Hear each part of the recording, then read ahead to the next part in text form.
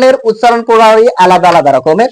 ক থেকে চন্দ্রবিন্দু পর্যন্ত, অ থেকে ও পর্যন্ত। তাহলে অ থেকে ও পর্যন্ত ধ্বনির প্রথম ধ্বনি হচ্ছে কি? অ। এই অ ধ্বনিটা দুই ভাবে উচ্চারিত হয়। অ ধ্বনির উচ্চারণ কয় রকম?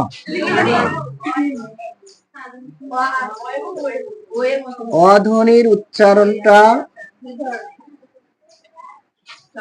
দুই রকম।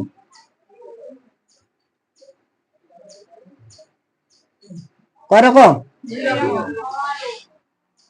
একটা হচ্ছে স্বাভাবিক উচ্চারণ,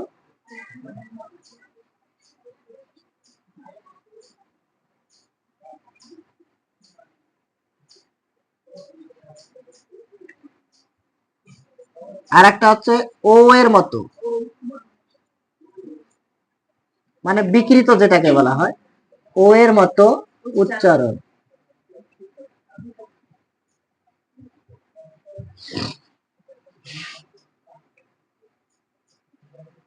এখানে দেখেন ও এর মতোটা আগে বোঝাইলে এটা অটোমেটিক্যালি হয়ে যাবে।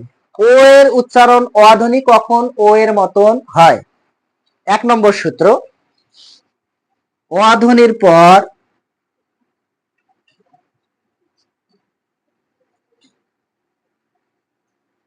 অ ধ্বনির পর ই উ রস্বই রস্যু অথবা এদের সংক্ষিপ্ত রূপ যদি থাকে,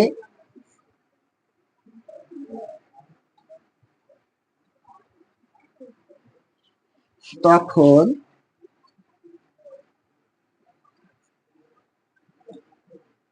ওই অ এর উচ্চারণ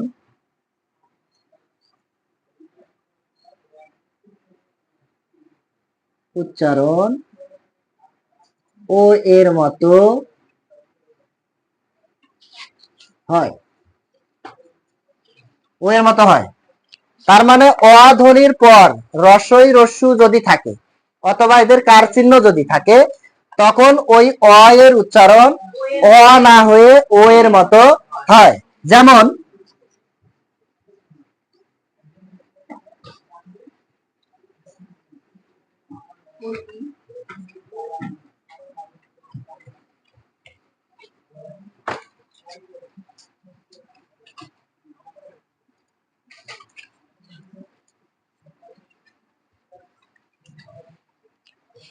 আচ্ছা, তাহলে দেখো অ অ এর পর কি আছে? ই। সূত্র অনুযায়ী কি বলছে? অ এর পর রস্বই রস্যু যে কোনো একটা যদি থাকে, তার মানে এখানে অ এর পর ই আছে, এখানে ই, এখানে উ, তাহলে এই দোনো দুটো আছে না? এ কারণে অটা অ এর মতো না হয়ে কিসের মতো উচ্চারণ করতে হবে? ও এর মতন উচ্চারণ করতে হবে। তাহলে এটা সঠিক উচ্চারণ কি? অতি। অতি লোভে তাঁতি নষ্ট। অতি যদি বলেন তাহলে ভুল। সঠিক উচ্চারণ কি? অতি। ও মানে ঠোঁটটা একটু গোল আকার ধারণ করতে হবে। অ উচ্চারণ করলে আংশিক গোল হয়, কিন্তু ও উচ্চারণ করতে গেলে পুরোপুরি গোল করতে হবে। তাহলে অতি, এখানে কি? ও ভি। ও ভি, এখানে কি? অতুল নয়, ও তুল। এখানে রস্যৌকার আছে, এই যে রস্যতে রস্যৌকার, ও তুল। ক্লিয়ার? তার মানে এটা সঠিক উচ্চারণ অতি, অভি, অতুল। মানে এই উচ্চারণ গুলো না জানলে তোমরা কবিতা আবৃত্তি করতে পারবে না। যে কোনো প্রতিযোগিতায় অংশগ্রহণ যদি করেন, তোমার এই বর্ণের উচ্চারণ গুলো সঠিকভাবে যদি জানা না থাকে, প্রথম রাউন্ডেই আউট। তোমার কণ্ঠ ভালো ওটা দেখার বিষয় নাই, দেখার বিষয় হচ্ছে তোমার উচ্চারণটা সঠিক হচ্ছে কি না। 2 নম্বর, অধ্বনির পর জফলাযুক্ত ব্যঞ্জন ধ্বনি যদি থাকে, না তোমাদের বইয়ে নাই কিন্তু,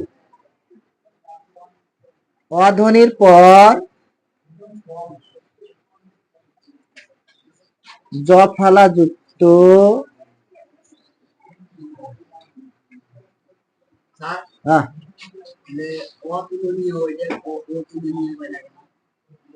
পরে বলছি, ফলাযুক্ত ব্যঞ্জন ধ্বনি যদি থাকে,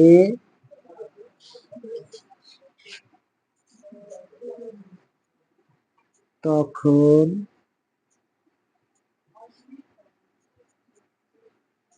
ও এর উচ্চারণ ও এর মতো হয়।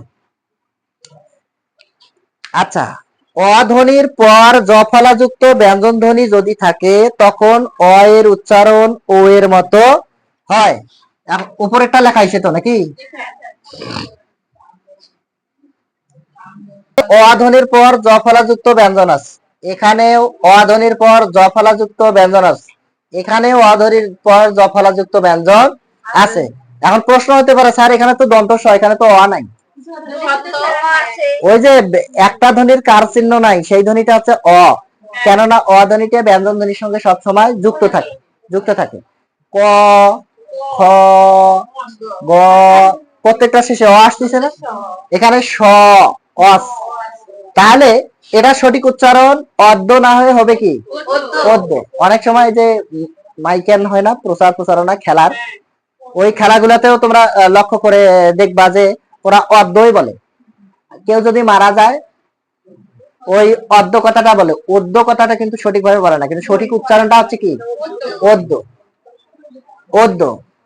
এখন সেটা না বলে অর্ধ বিকাল 3 ঘটিকার সময় কুমোরগঞ্জ হাই স্কুল মাঠে একটি বিশাল ফুটবল আয়োজন করা হয়েছে। উক্ত খেলায় যে দুটি বাঘা বাঘা শক্তিশালী দল অংশগ্রহণ করবেন, একদিকে লড়বেন কুমোরগঞ্জ উচ্চ বিদ্যালয়। তো বললে সঠিক উচ্চারণ হয় না।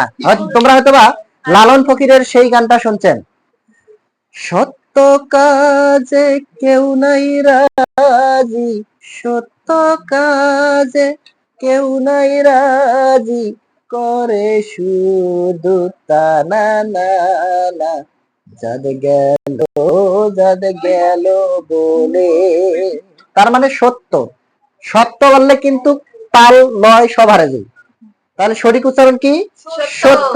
আর এটা কি তোমাকে একদমই সহ্য হয় না।